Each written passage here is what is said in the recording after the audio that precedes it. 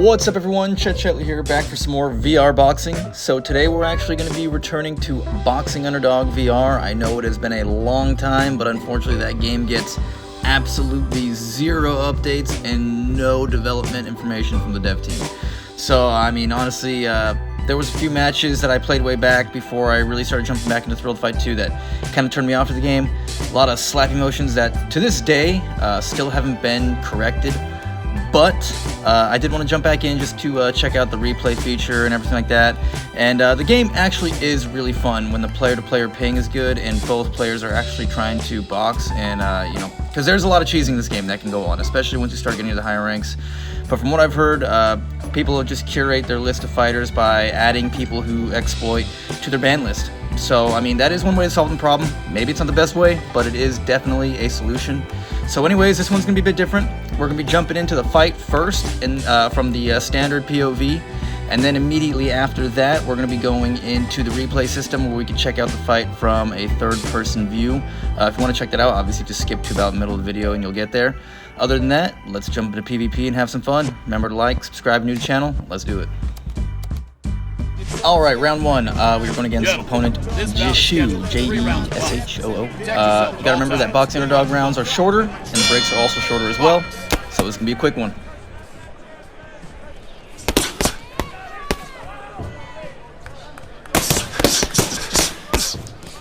Registering a lot better than my last experience. Last time I played, it felt like my punches just didn't connect right. Everything felt like it was slightly behind on the punch. It felt weird. Damn, I almost got slapped every weak point with those shots.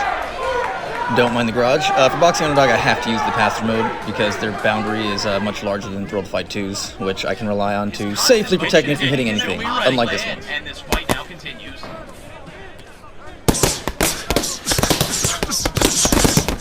Yeah, that slappiness is kind of what you want to avoid. Game can get... yeah. When you're up close like that, the damage gets really weird, and just kind of bumping into each other can actually cause knockdowns like that, because I didn't see any significant strikes there, and even when I go to the replay, you're going to notice it's a weird one. That was some of the problems with this game. You don't want to be in that close-range fight for too long. There's absolutely no clinch, which is also not good, but the biggest issue is just how the damage starts registering once you're in close. I mean, you can hear it. It just sounds like popcorn, and that's damage accumulating. Stunned with that right there. Inflatable floating arm man activates.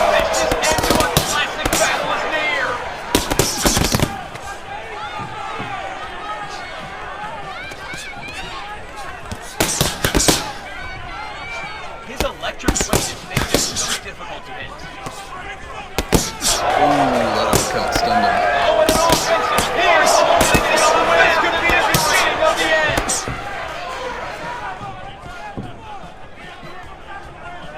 Both fighters looking to dictate the pace and fight their fight. Yeah, I'm gonna be honest, outside of those weird little close range flashes, the movement does still feel pretty smooth.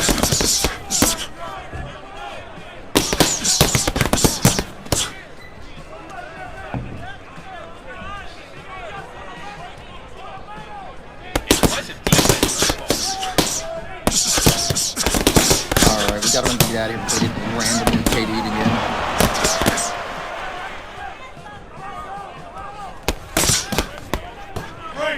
The way the rounds break is so strange. Anyways, strong round one. Let's get our 30 seconds of rest in for round number 2. Seconds out, let's go. Seconds out. Alright.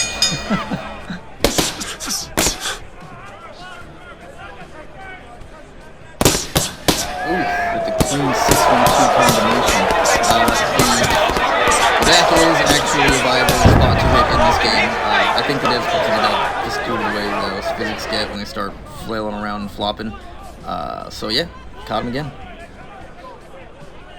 Can you continue? Show me you're ready. Yeah, you gotta be alert when you come back in between these, because it puts you right next to them, and your opponent, if they're like just a douche, they can just start swinging on you like crazy before you even have a chance to, you know, react.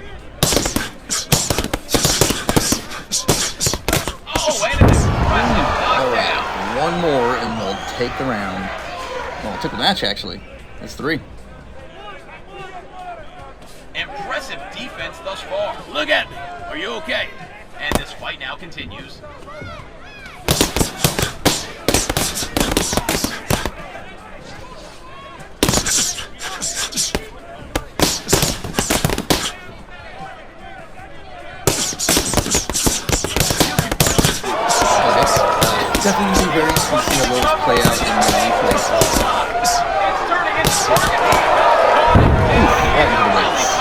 there you have it. 3 knockdowns, and that's the TKO. That's it. This fight is over. That's it. Alright, absolutely devastating damage on this confusion scoreboard. Let's hit the save and check out the replay in third person. Alright, well, since I'm going to be stationary for this, we no longer need to use the pass-through mode. Let's take a look. That's me right there. And that's the opponent. Let's go.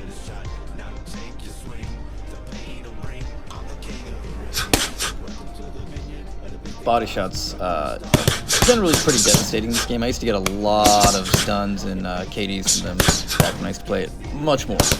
Yeah, I mean, if he's just gonna block, might as well go for those shots, right? Looks like most of those are getting pretty precise too, so yeah. That was like chin, chin, temple, temple, chin. Awesome. We did get KD'd in this round. Should be coming up soon, so we'll see how that looks. Oh my god, the jumbled mess. I still don't know what happened there. I think it's just, like I said, when your bodies clash, it does count as damage, and it accumulates pretty rapidly. There's actually a specific exploit for, like, tapping your gloves against your body really fast that does that, so yeah, I don't know what that was. I'm not saying he was, like, specifically doing that to cheat. I was just mentioning that cheat that but, you know, I just think the general clashing of our bodies in that really close range ended up working out in his favor.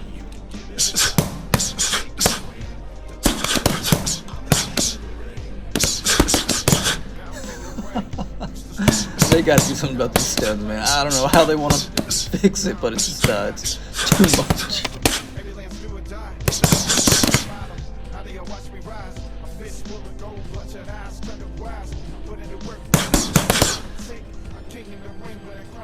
It is actually pretty cool seeing what's going on from the third-person perspective during your matches. You know, just seeing how your body moves and seeing where you might be lacking defensively.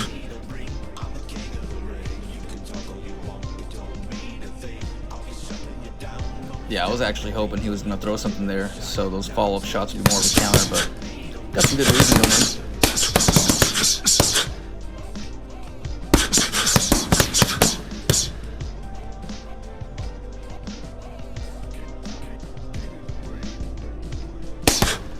Going for a bit of a Dempsey roll, but not really connecting. Yeah, without any time to clinch, those little clashes tend to happen a lot, and it gets pretty confusing sometimes. Zero transition animation between rounds. It's the teleportation. So I did hear at one point they updated the game to have 3-minute rounds, like Thrill to Fight 2's ranked matches. But you know, I didn't play the game at that point. I mean, I was playing before that update, but I didn't play during the period of the update, and I missed out on it. They took it away. I'm not sure why. Yeah, this was the part of the match that I was just going to town on his back.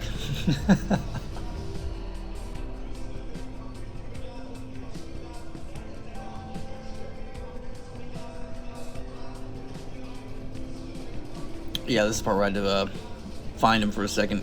Interesting seeing it from the third-person view. Really been trying to incorporate that counter uppercut a lot more into my matches.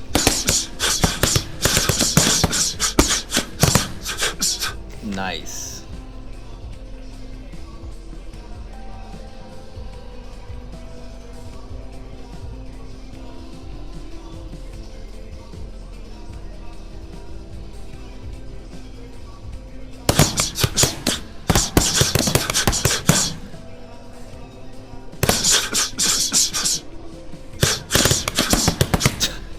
The animations, man. They're so good, and then they do some wonky things at the same time. Yeah, he was stunned at that point, so I was just swinging for the KO. Boom! I think that was the point where he landed in the weight set. Give him a little GG glove tap. Yep, that was TKO. Alright, end of the match. And there you have it. Hope y'all enjoyed. Thanks for watching, especially if you stuck through all the way to the end. Always appreciate it. Definitely fun jumping back into Boxing Underdog. Like I said, it had been a while, and I know the replay feature's been around for a bit, but what can I say? I was tied up with Thrill to Fight 2, right? Anyways, yeah. Remember to give the video a like if you enjoyed it, subscribe to the channel, and as always, I will see you all on the next one.